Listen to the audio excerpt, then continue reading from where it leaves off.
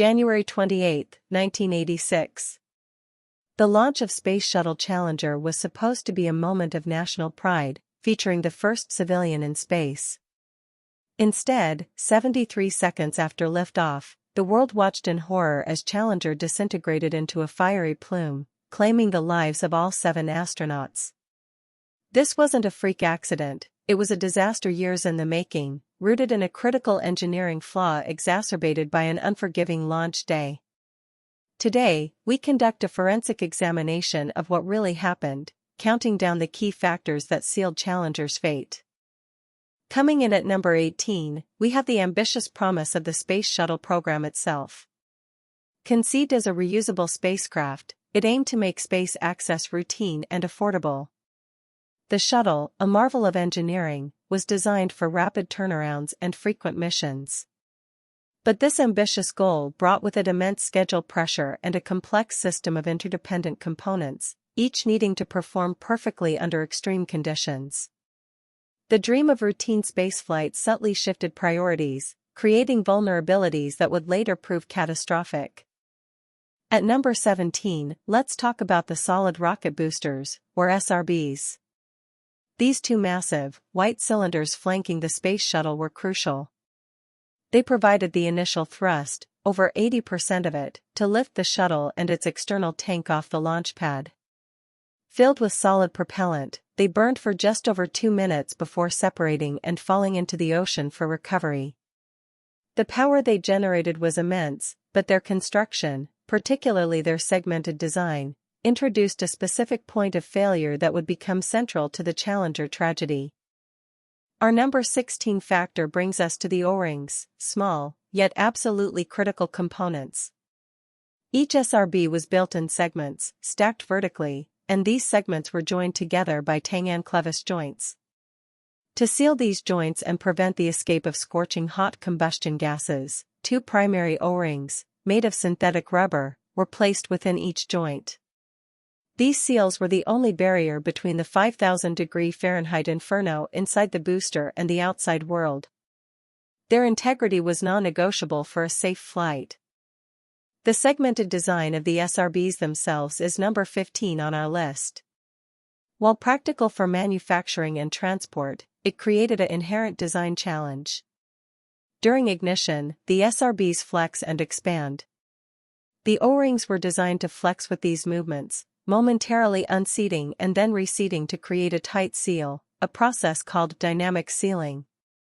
But this design relied on the O-rings being flexible and resilient enough to perform this task in mere milliseconds.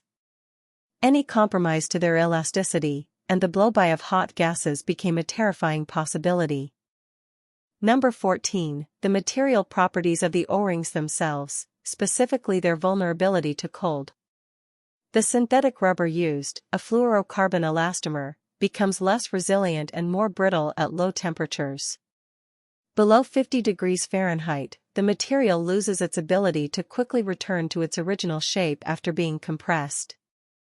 This means that during the critical milliseconds of SRB ignition and expansion, a cold O-ring wouldn't follow the joint opening to form a seal. Instead, it would remain stiff, creating a gap where superheated gases could escape. At number 13, we find a chilling history, prior O-ring erosion incidents. Challenger wasn't the first time O-rings showed signs of distress. In fact, post-flight inspections had repeatedly revealed charring and erosion on the primary O-rings from previous missions. These were considered acceptable risks for a time, minor damage that didn't lead to catastrophic failure. But each incident was a warning, a data point indicating that the O-rings were underperforming their intended function, and that the margin of safety was far thinner than acknowledged. Number 12 highlights a critical figure, Roger Boisjoli. As a lead engineer at Morton Thiokol, the SRB contractor, Boisjoli had repeatedly voiced concerns about O-ring performance, especially in cold weather. He had observed the correlation between low temperatures and increased O-ring erosion in test data. Boisjoli and his team compiled extensive data, including photographic evidence, demonstrating the O-ring's inability to seal effectively below 50 degrees Fahrenheit. His warnings were clear, direct, and increasingly urgent in the days leading up to Challenger's launch. At number 11, the weather played a direct, undeniable role. The night before the January 28 launch, forecasts for Cape Canaveral predicted unusually cold temperatures, dropping to 28 degrees Fahrenheit, with the expected launch temperature around 36 degrees Fahrenheit, 2 degrees Celsius. This was significantly colder than any previous shuttle launch and well below the 53-degree safety threshold that Morton Thiokol engineers had identified for O-ring resiliency. Ice was visible on the launch pad, a stark visual indicator of the extreme conditions. Our number 10 entry details the infamous pre-launch teleconference. The night before launch, engineers from Morton Thiokol presented their data to NASA. Roger Boisjoli and his colleagues strongly recommended postponing the launch due to the cold temperatures, unequivocally stating they could not ensure O-ring safety. They pointed to test results and flight history, showing a clear correlation between cold and O-ring damage. This was a critical moment, a direct, evidence-based warning from the contractor responsible for the SRBs. At number 9, the pressure from NASA management became undeniable. Faced with the Thiokol engineers' no-go recommendation, NASA officials expressed skepticism and frustration. They questioned the validity of the data, the timing of the concerns, and the implications for the launch schedule. One manager famously asked Thiokol management to put on their management hats and consider the broader implications. This subtle, yet powerful, shift from technical assessment to schedule and performance pressure began to erode the engineers' position. Number 8 reveals the tragic outcome of that pressure, Morton Thiokol's reversal. After a caucus without their engineers, Thiokol senior managers, bowing to NASA's demands, reversed their no-go recommendation. They signed off on a waiver, effectively accepting the risk, despite the engineers' vehement protests. Roger Boisjoli later described this as a pencil-whipped decision, a bureaucratic act overriding sound engineering judgment. This moment represents a critical failure of safety communication, where management's desire for a timely launch eclipsed technical warnings. With the waiver approved, number 7 on our list is the final go for launch. Despite the explicit warnings, the cold weather, and the engineers' protests, the decision was made to proceed. There was immense pressure to launch, driven by a desire to maintain the shuttle's ambitious flight schedule and to deliver on the promise of the first civilian in space. The final go represented a culmination of ignored warnings and a breakdown of the critical safety checks that should have prioritized astronaut safety above all else. Number 6 brings us to launch morning itself. The severity of the cold was undeniable. Ice formation was significant on the launch pad and even on parts of the shuttle, particularly the external fuel tank. An ice team was dispatched to inspect and assess the risk, but their findings, though noting the extensive ice, ultimately didn't trigger a scrub. The visible evidence of extreme cold, which directly impacted the O-ring material properties, was present for all to see, yet insufficient to halt the countdown. At number 5, the Shuttle Challenger ignited its engines. At 11:38 a.m. Eastern Standard Time, the SRBs fired, instantly generating millions of pounds of thrust. The intense vibrations and pressure changes immediately stressed the cold-stiffened O-rings in the lowest joint of the right SRB. For a fraction of a second, black puffs of smoke, indicating O-ring blow-by, were visible from the right SRB, a catastrophic sign that the primary and secondary seals had failed to seat properly, allowing hot gases to pass through the joint. Our number 4 factor is that subtle yet fatal puff of smoke. For just over 2 seconds, at T plus 0.678 seconds into the flight, a tiny wisp of black smoke appeared from the lower field joint of the right SRB. This was not normal exhaust, it was superheated gas escaping past the failed O-rings.